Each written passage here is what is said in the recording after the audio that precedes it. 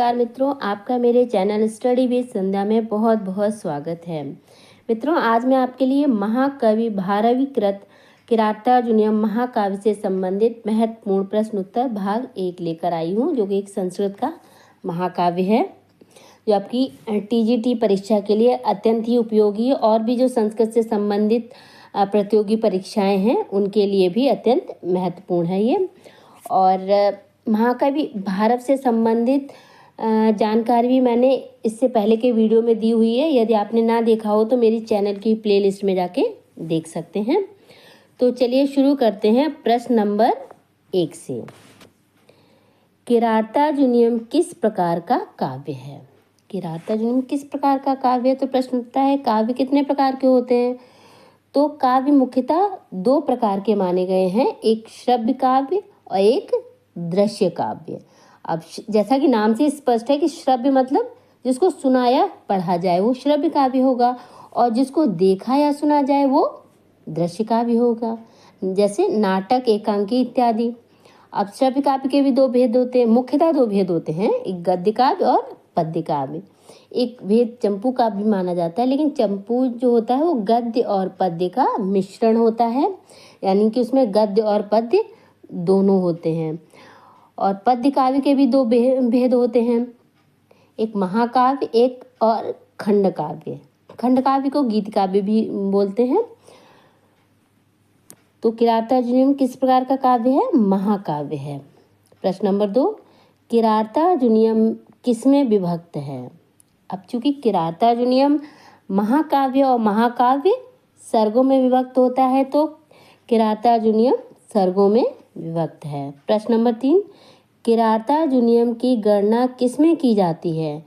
तो किरातार्जुनीयम की गणना बृहत्त्रयी में की जाती है। बृहत्त्रयी जो किरातार्जुनीयम महाकाव्य है वो बृहत्त्रयी के अंतर्गत आता है, और बृहत्त्रयी में 3 महाकाव्य आते हैं, एक किरातार्जुनीयम जो कि भारवीकृत है, और दूसरा शिशुपाल बधम जो माघकृत है, और तीसरा नैषधीय चरित्रम जो श्री हर्षकृत है।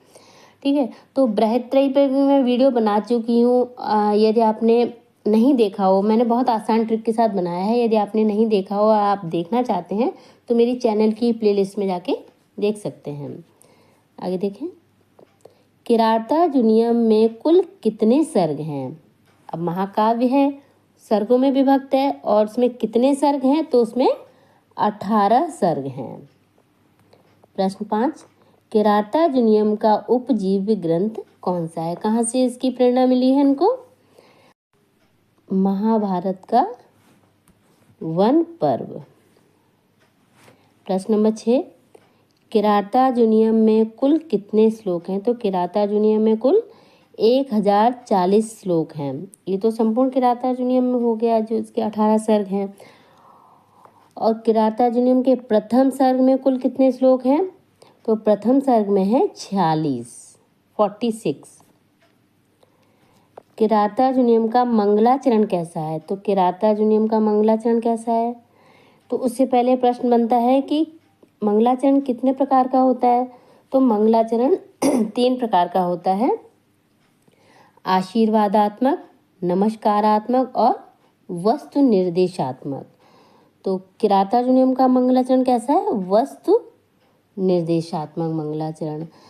वस्तु निर्देशात्मक मंगलाचरण मतलब जो मंगलाचरण देवताओं की स्तुति के साथ साथ विषय वस्तु की ओर भी संकेत करे, उसे वस्तु निर्देशात्मक मंगलाचरण कहते हैं। अब आते हैं प्रश्न नंबर 9 पर। किरातार्जुनीयम के प्रथम 3 सर्गों को क्या कहा गया है? तो किरातार्जुनीयम के जो प्रथम 3 सर्ग हैं उनको पाषाणत्रय कहा गया है। आगे देखें, प्रश्न नंबर 10, किरातार्जुनीयम के प्रथम सर्ग का प्रमुख छंद क्या है? तो किरातार्जुनीयम के प्रथम सर्ग का प्रमुख छंद है वंशस्थ छंद। प्रश्न नंबर 11, किरातार्जुनीयम के प्रथम सर्ग के कितने श्लोकों में वंशस्थ छंद है? तो इसमें 44 श्लोकों में वंशस्थ छंद है, और श्लोक कितने? 46, यानी 2 श्लोकों में अन्य छंद है। आपका श्लोक नंबर 45 में पुष्पिताग्रा है और 46 में मालिनी छंद है। आगे देखें, किरातार्जुनीयम में कौन सा रस है? तो किरातार्जुनीयम में वीर रस है। किरातार्जुनीयम में कौन सा गुण है?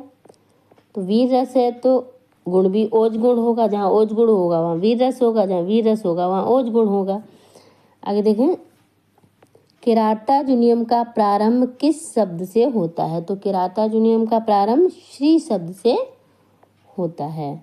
किरातार्जुनीयम का सर्गांत किस शब्द से होता है? सर्गांत किस शब्द से होता है? लक्ष्मी शब्द से होता है। प्रश्न नंबर 16, किरातार्जुनीयम के 45वें श्लोक में कौन सा छंद है? तो अभी आपको बताया था पुष्पिताग्रा। प्रश्न नंबर 17, प्रथम सर्ग में द्रौपदी किसे युद्ध के लिए प्रेरित करती है? द्रौपदी किसे युद्ध के लिए प्रेरित करती है? युधिष्ठिर को, क्योंकि प्रथम सर्ग में युधिष्ठिर ही हैं। आगे देखें, प्रश्न नंबर 18, किरातार्जुनीयम में दुर्योधन को किस नाम से संबोधित किया गया है? तो इसमें दुर्योधन को सुयोधन नाम से संबोधित किया गया है। आगे देखें, वनेचर की बातें सुनने के बाद युधिष्ठिर कहाँ गए? जो उनका दूत था वनेचर, उसकी बातें सुनने के बाद वो कहाँ गए? द्रौपदी के पास। प्रश्न नंबर 20, भीम अपने शरीर पर किसका लेप करते थे? तो भीम अपने शरीर पर लाल चंदन का लेप करते थे। किरातार्जुनीयम का नायक कौन है? तो किरातार्जुनीयम का नायक कौन है? अर्जुन। वैसे तो किरातार्जुनीयम का नायक अर्जुन है, लेकिन जो आपका प्रथम सर्ग है उसमें उसका नायक कौन है? आपका युधिष्ठिर। तो लेकिन आपका प्रश्न आएगा तो किरातार्जुनीयम का नायक ही पूछा जाएगा, और तो आप अर्जुन लिखेंगे। प्रश्न नंबर 22, किरातार्जुनीयम का नायक अर्जुन किस कोटि का नायक है? तो जो किरातार्जुनीयम का नायक है अर्जुन, वो किस कोटि का नायक है? अब किस कोटि का नायक है मतलब प्रश्न बनता है कि नायक कितने प्रकार के होते हैं?